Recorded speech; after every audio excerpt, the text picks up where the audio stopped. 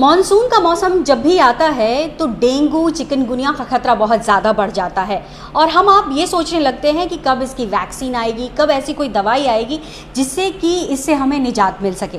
लेकिन इस वक्त न्यूज़ 24 एक ऐसी जगह खड़ा है जहाँ बहुत सारे मच्छर हैं। हालांकि वो जिंदा मच्छर नहीं है, लेकिन ये एक म्यूज़ियम है और वो भी नेशनल म्यूज़ियम है तमिलनाडु के पुडुचेरी में, जहाँ पर 352 मॉस्किटो के प्रजातियां यहाँ मौजूद हैं। और इसी के ज़रिए डॉक्टर लगातार कोशिश कर रहे हैं कि ऐसी बीमारियों से जल्द निजात मिल सके।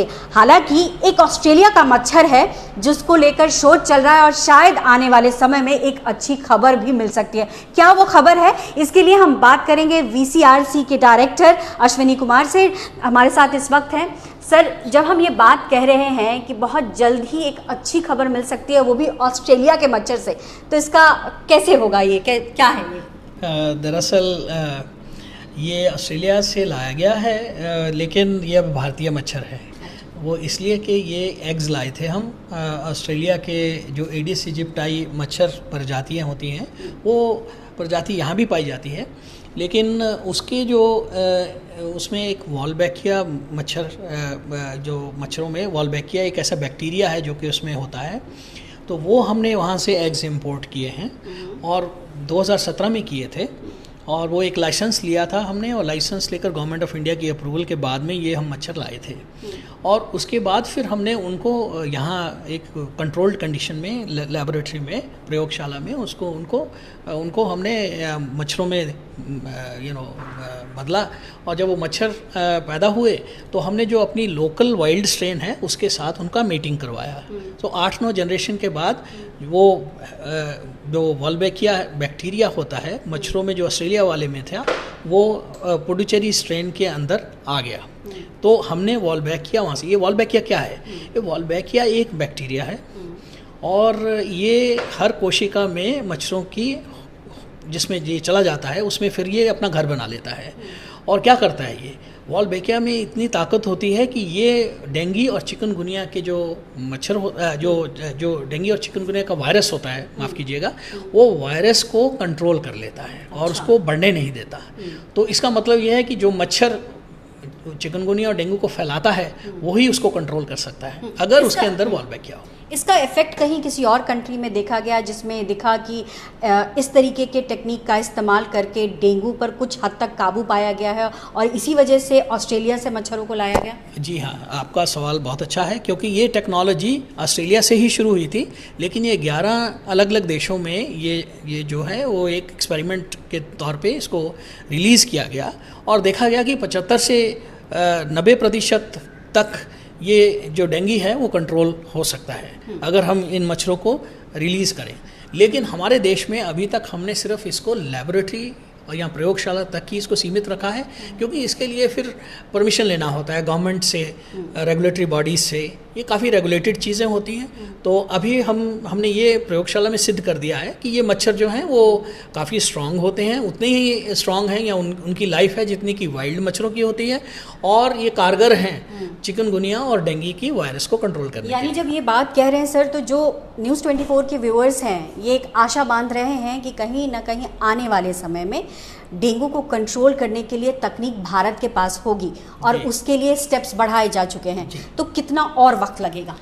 देखिए, इसमें अभी 1-2 साल और लग सकते हैं, क्योंकि इसके लिए काफ़ी इसको डिस्कशन होता है। हर एक चीज़, जब हम नई चीज़ लाते हैं तो उसके लिए उसके फ़ायदे नुकसान सारे के सारे जो देखे जाते हैं, और सरकार ये तय करती है कि इसको रिलीज़ करना है, कितने स्तर पर करना है और कहाँ कहाँ करना है, ये सरकार तय करती है, ये साइंटिस्ट नहीं तय करते। दूसरी बात सर, जनरली हम लोग देखते हैं कि ऐसे म्यूज़ियम जाते हैं जहाँ मॉडर्न आर्ट दिखाई पड़ती हैं, पेंटिंग्स होती हैं, ऐसी चीज़, लेकिन मच्छरों का म्यूज़ियम बड़ा यूनिक है और ऐसे में हम देख रहे हैं अलग अलग तरीके के मच्छर इस बॉटल्स में हैं।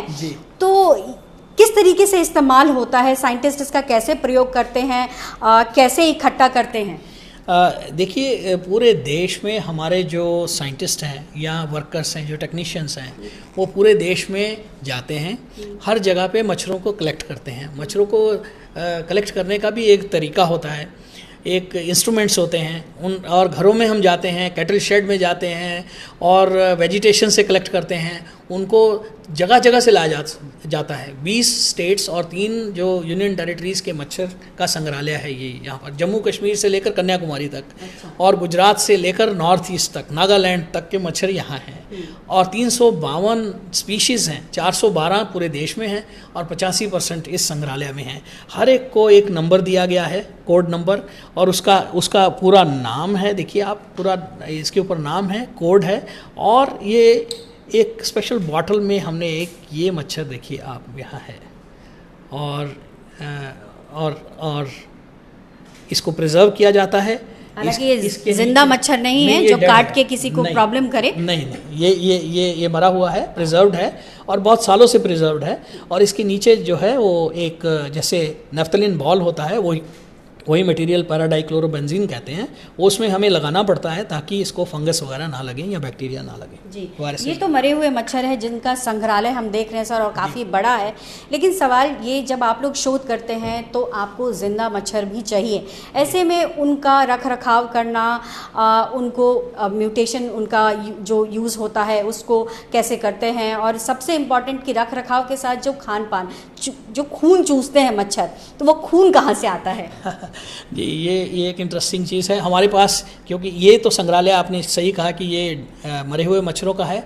हमारे पास और भी एक लैबोरेटरी है जहाँ पर के मच्छरों को हम केज के अंदर जो उसमें रखते हैं, और उसमें जिंदा मच्छर होते हैं, उसमें वो मीटिंग भी करते हैं, डिफरेंट स्पीशीज़ के होते हैं।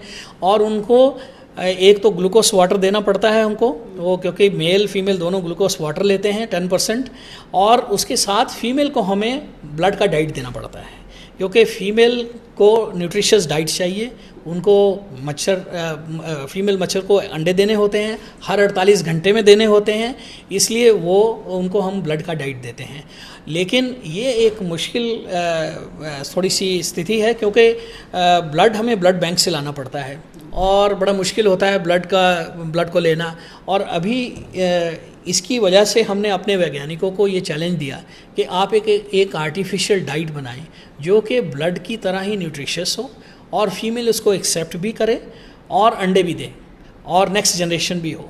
वो भी हमने यहाँ पर वेक्टर कंट्रोल रिसर्च सेंटर में ICMR के हमने वो बना दिया है। जी, तो अंतिम सवाल करूंगी सर, ICMR के वेक्टर रिसर्च सेंटर में जब हम हैं और इतने सारे आसपास मच्छर हैं, हालांकि वो मरे हुए हैं, ऐसी जब स्थिति है और जब आप लोग इतना शोध कर रहे हैं, तो आने वाले समय में न सिर्फ डेंगू और भी कौन सी ऐसी बीमारियां हैं जिनको लेकर के आपको लग रहा है कि लोगों को एक अच्छी खबर मिलेगी और जो गंभीर बीमारियां हैं उनसे मुक्ति मिलेगी?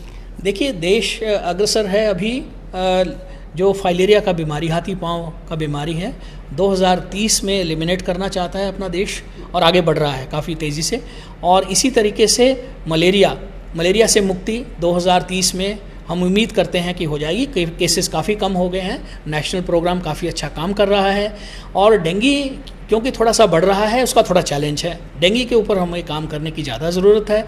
मुझे ये लगता है कि डेंगी का जो वेक्टर कंट्रोल का काम है, वो क्योंकि ये सीजनल डिजीज़ है, सीज़न से पहले अगर हम इसको कंट्रोल करें मच्छरों को, तो ये काफ़ी अच्छे परिणाम होंगे।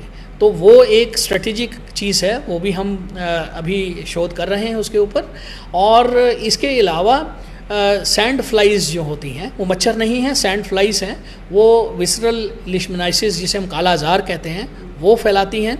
उसको भी एलिमिनेट करने के लिए काफ़ी अच्छे कदम उठाए हैं सरकार ने, और उम्मीद है कि वो भी 2022 तक, 2022 तो भी आ गया है, उसका डेडलाइन था, और कुछ 1000 प्लस कुछ केसेस बचे हैं अभी एक्टिव, और वो भी जल्दी से जल्दी एलिमिनेट हो जाएगा। जी, बहुत शुक्रिया सर न्यूज़ 24 से बात करने के लिए। तो कई शोध, कई प्रयोग हो रहे हैं, और कोशिश यही है कि आने वाले समय में गंभीर से गंभीर बीमारी जो कि मच्छरों से होती है, उससे निजात मिल सके। पल्लवी झा, पुडुचेरी, न्यूज़ 24।